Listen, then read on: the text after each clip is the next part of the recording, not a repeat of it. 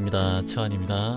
마음은 평안하십니까? 오늘도 여러분들과 쾌활하게 입꼬리 올리고 귀점 명상 채환TV 여러분 어서 오십시오. 쾌활하십니까? 쾌활해! 자, 요즘 큰일을 겪으면서 집에 잘 있지도 않고 봉사하고 활동하고 좋은 분들과 즐겁게 지내는 게 문제를 회피하는 게 아닐까 생각하기도 했는데, 관람객에 대해 지켜보는 것과 회피하는 것의 경계를 어떻게 잘 알아차릴 수 있을까요? 저 스스로에 대한 믿음이 필요한 걸까요? 큰일을 겪는 게, 우리가 누가 삶을 보내고 이제 로빈이가 이제 뭐 삶을 마감했잖아요. 진주님 강아지가. 그러면서 키우던 강아지가 떠나고 다른 존재가 되고 이렇게 했는 게 큰일이긴 하지만, 삶을 살아가면서 그게 큰일로 계속해서 생각되면 안 돼요. 그저 지나가는 흘러가는 일이에요.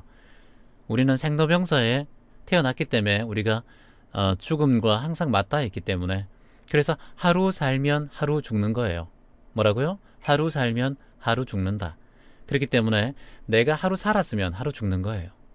우리가 항상 태어났기 때문에 죽음으로 가까이 가요. 그러니까 이거는 우리가 평생 살면서 그걸 두려워하기 때문에 그런데, 누구나 다 옵니다. 재벌이든 가난한 사람이든 노숙자든 누구든 간에, 강아지든 식물이든. 그래서 이걸 큰일이라고 자꾸 생각하는 내 마음이 에고라요. 에고. 그게 에고란 말이야. 습관적인 에고. 그러니까 당연히 무난하게 흘려보내야지. 그걸 큰일이라고 자꾸 잡고 있으면 안 된다라는 거예요. 다 어른들이 다 예로부터, 우린 저 다른 나라 같은 경우는 죽는 걸 다시 태어난다고 생각하기 때문에 잘 가라고 노래 부르고 즐거워해주고 그렇게 하는 것도 많단 말이야. 우리 다 대한민국의 나름 큰일이기 때문에 그렇게 하고, 그 문화가 우리 대한민국이 워낙 강하기 때문에. 그런데 우리 그 마음을 명상하면 내려놔야 돼요. 그쵸? 회피하는 게 아니라 잘 흘려보내고 있다. 나는 이 문제가 저절로 해결되고 있다라고 얘기하셔야 돼요. 말로라도 자꾸자꾸. 마법은 언제 이루어지는 건가요? 지금 이루어지고 있잖아요. 여러분, 뭐 초능력이 생겨서 투시가 생기고 공중에 붕 떠야지 그게 마법인가요? 공중부양해야 마법인가요? 초능력인가요? 공중부양하면 떨어지면 아파요. 비행기 타고 나르면 되지 왜 공중부양해요? 손오공처럼 건두군 탈지 않을 정도면 공중부양 하지 마세요. 엉덩이 골반뼈 다칠 수 있어요. 에너지 떨어지면 팍 떨어진단 말이에요. 투시 능력, 이런 마법들 왜 필요합니까? 아파트에서 옆집에 투시돼가지고 벽에 보고 있는데 저 옆집 사람은 서로 너무 사랑하고 스킨십이 지내. 내 남편은 저기서 코 골면서 다른 방에 자고 있어. 집에 들어오지도 않았어. 이거 굉장히 스트레스 받는 거야. 그런 투시 같은 거 필요 없어요. 마법은. 가장 훌륭한 마법은 뭐냐면, 내 생각이 내가 아니란 걸 알아차리는 게 마법이 가장 중요해요. 명상할 때 가끔 번개가 번쩍 보여요. 이게 뭔가요? 이게 이제 빛입니다. 빛 명상이라 해서 명상에 집중할 때 여러 가지 빛이 보여요. 그래서 빛이 보이기도 하고 보름달이 보이기도 하고 태양이 보기도 하고 과정이에요. 그냥 지나가시면 돼요. 6살 아이에게 갑작스러운 아빠의 죽음을 어떻게 설명해야 할까요? 매번 보고 싶다는 아이에게 어찌 이야기할지 모르겠습니다. 일단 이 아이가 성숙될 때까지 일단은 아이의 마음을 다치지 않게 하는 게 좋습니다. 자, 그리고 우리가 아이를 대할 때, 이 아이는 아직까지 성장하지 않은 아이예요. 마음의 상처를 받을 수가 있어요. 그쵸? 근데 언젠간 알 거예요. 예를 들어서 이런 거예요. 내가 아이를 입양을 했어요.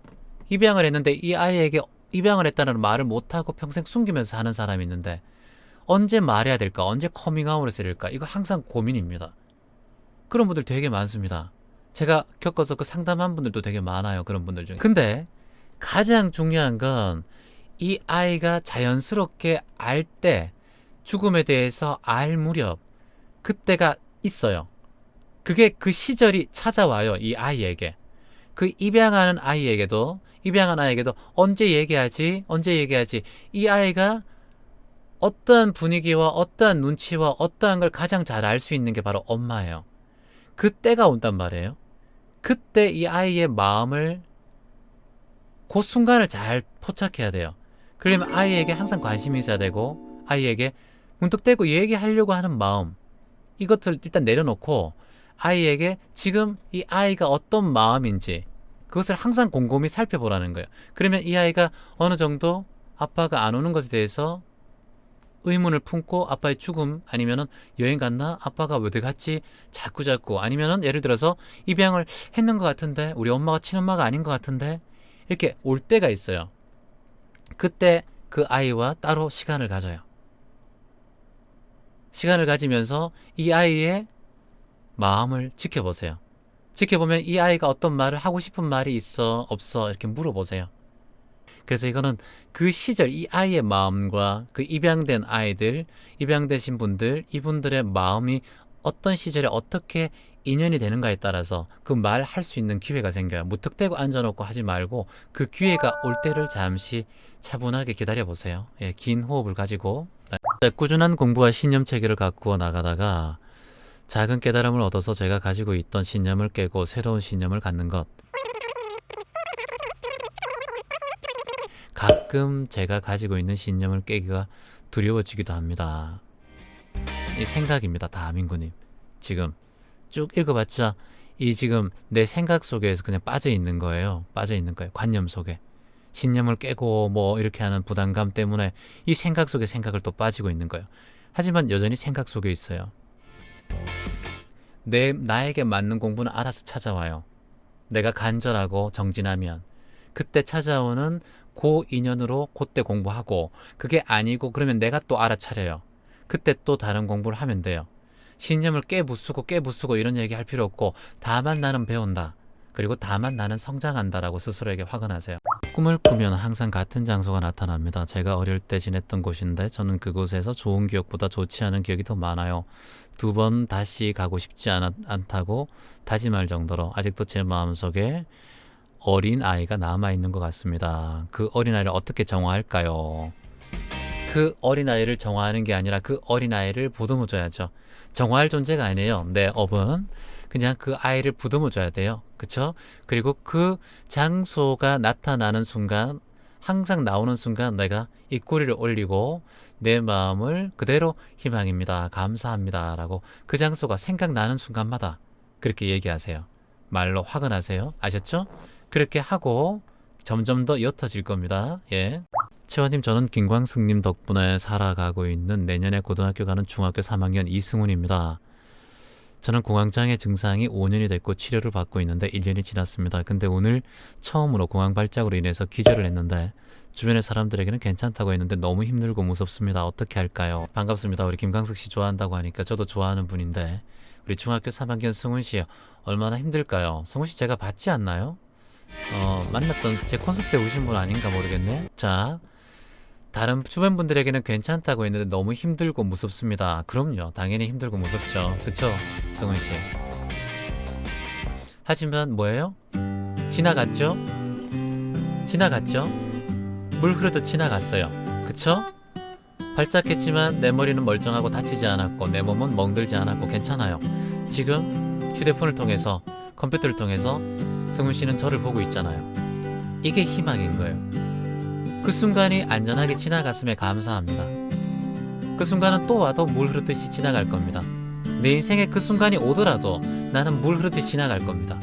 이렇게 승훈 씨가 자꾸 확언하면 그 순간이 하루에 한 번 오든 일주일에 한 번 오든, 이제는 나중에는 보름에 한 번 올 것이고 한 달에 한 번 올 것이고 1년에 한 번 올 것이고 내 평생에 한 번 더 온다 하더라도 아무런 문제가 없어요.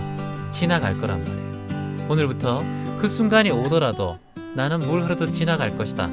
그래서 나는 아무 문제 없다. 내가 살아가는 데는 아무 문제 없다라고 매일매일 하루에 1000번 이상 얘기하세요. 이게 여러분들 얘기하면 좀 저 말을 하라는 게 왜 하지? 무슨 뜻이지? 그리고 오늘 성우님은 오늘부터 절을 하세요. 절을. 몸을 힘들게 하란 말이에요. 절을 하라고요. 절을 108배에서 하루에 매일매일 108배 절을 하세요. 종교와 관계없이. 그러니까 체완 108배 하는 법 쳐서 검색해서 보고 내 몸의 근육과 내 몸의 모든 세포들을 하심하고 항상 조금 운동을 하세요. 힘들게. 이렇게 108배 하고, 그리고 그래도 살아있음에 감사합니다. 발작이 왔음에 물 흐르듯 흘러갑니다라고 항상 감사하세요. 그쵸? 그 말을 꼭 하세요. 나는 억세게 운이 좋은 사람이다. 발작을 해도 아무렇지도 않아. 이렇게 오늘 많은 분들에게, 이웃님, 승우님에게 기적 희망입니다, 아무 문제 없다 얘기하고 있어요. 이게 얼마나 기적이에요. 나는 억세게 운이 좋은 사람이에요. 귀천 명상을 만났고 발작을 해도 아무 문제 없어. 억세게 운이 좋은 사람이야. 이 명상을 끊임없이 한번 들어보세요. 예. 천의 귀천 명상을 시청하는 방법, 아래 버튼 누르고 구독하기, 그리고 알람 받기 꼭 누르세요. 기점 명상을 구독하면 매일매일 모든 것이 좋아집니다. 좋아요, 구독은 기본이에요. 이 꼬리 올리세요.